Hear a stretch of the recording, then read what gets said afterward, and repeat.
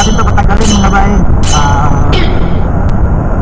Ito pong ginawa natin is last na po natin to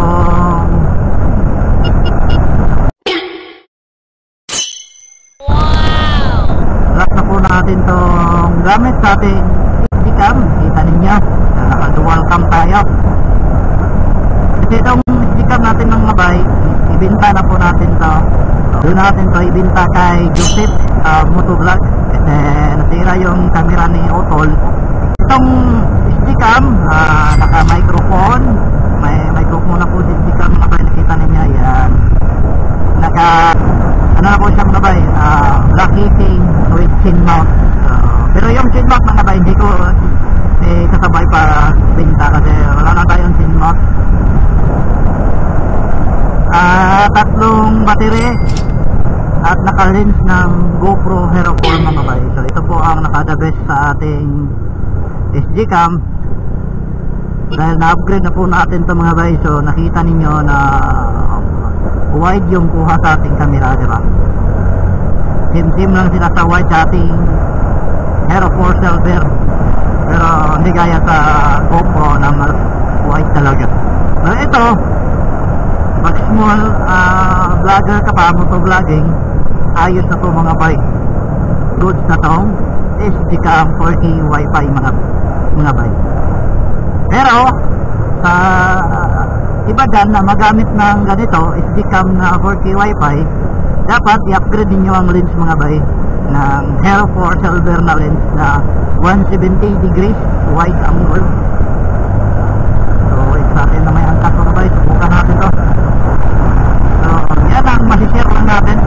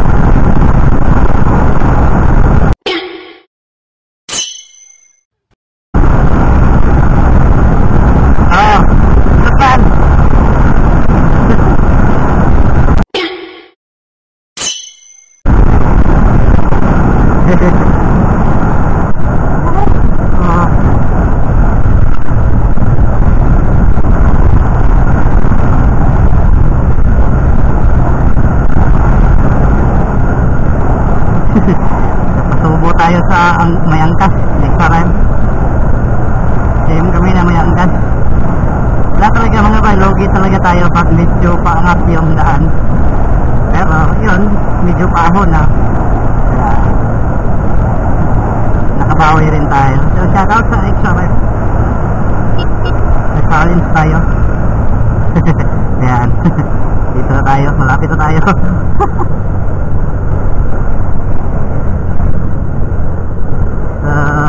So napasubo tayo sa XRM kasi.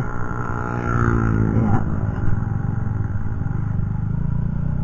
Ba talaga itong SD-cam natin mga bay pag ito makabit kasi may mahanap tayong mag-gauge konti.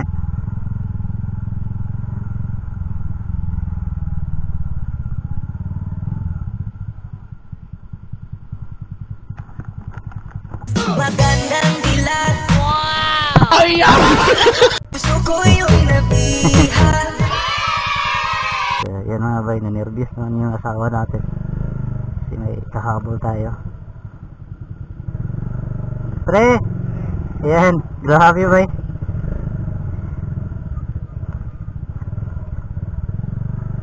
So ayan, pagpatuloy natin yung topic natin mga bay. So medyo na ano tayo kanina kasi alam nyo na yung content natin mga bay, karera talaga dati, pero dahil delikado po yung karera, ginawa natin yung nakipansinan nyo sa ating Guapix Gadchoy na may mix motovlog na sa ibaba. So medyo grabe ang taas ng ating pangalan sa ating vlog mga bay. Yun talaga kasi yan ang napili ko. Usually mga bay, itong SGCam natin hindi talaga papayag yung asawa ko na ibenta natin to kasi malaki na yung gastos natin dito.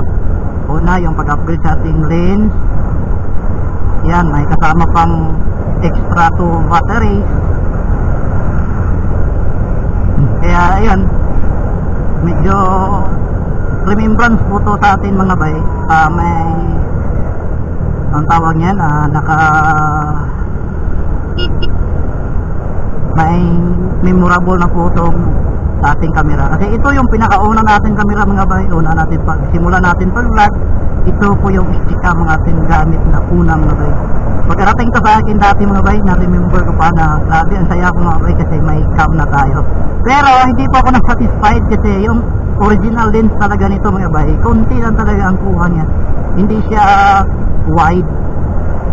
Kaya nag-isip na nakikita tayo sa ibang motovlogger na ang gamitin na is 4K wifi na SGCam, upgrade pala yung lens nila mga bay. Kaya nagtataka ako bakit wide ang kanilang kuha sa kanila SGCam, samantalang sa akin hindi siya gaano ka wide. So ayan, pinalitan natin. Yan ang nangyari, wide na wide po ang kanyang kuha. At saka ano pa, maganda na rin to mga bay gagamitin pagsisimula mo lang sa pag-vlog. Tulad ko, tulad din kay Otol, kay Joseph motovlog. Nagsisimula pa siya pero 1,000 subscriber na po si Otol. Congratulations tol. Narating mo na 1,000, so 4,000 watt hour na lang ang kailangan niyang abutin para manguni ang kanyang channel mo na bay. So ayan, padayon ng tod.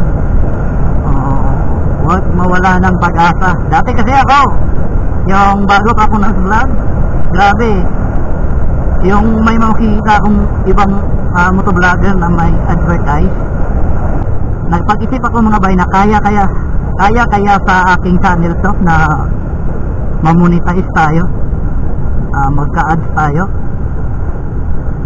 So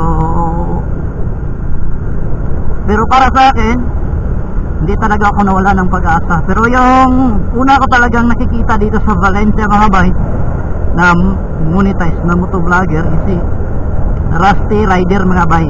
So yan po talaga ang unang tinitignan ko. Sabi niya sa akin, nag-message siya, sabi niya sa akin, bro, huwag kang mawala ng pag-asa, pagpatuloy mo yung pag-vlog mo, makukuha mo rin yung ads basta hindi ka hihinto sa pag-vlog. Ayan, simula noon, grabe, nagpursige talaga tayo na mag-post ng video, mag-post. Yan ang ginagawa ko kasi mga bay, is araw-araw po tayo nag-post para makuha natin yung watch hour. So ngayon, araw rin tayo. Pero kahit konti lang views natin mga bay, wag natin yang iisipan ng mali kung maliit yung views natin. Dahil po nagsisimula lang po tayo, di ba? So at least naranasan ko na rin na naka first sahod tayo. Salamat rin kay Lord na naka-successful tayo ng isang sahod. So kung ngayong pamarang sahod wala pa tayong ipon, kaya ang hirap mag-ipon mga bay. Sa pag-motovlog dapat masaya ka sa ginagawa mo, huwag mong isipin na kikita ka. So yan lang.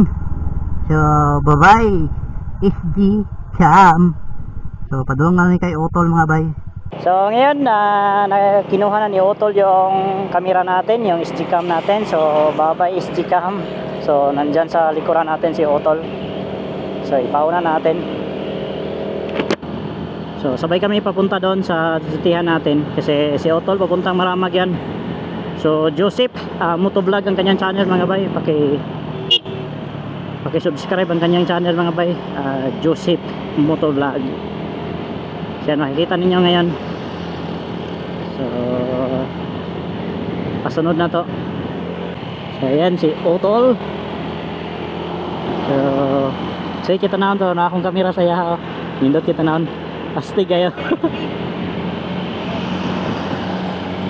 So naka black casing na yan mga bay. So maganda rin yung helmet ni Otol kasi naka black lens na rin, same kami ng lens. So tignan ninyo ang pugi-pugi mga bay. Ayan. Okay kayo. So yan, bigyan natin yan ng sticker ngayon mga bay.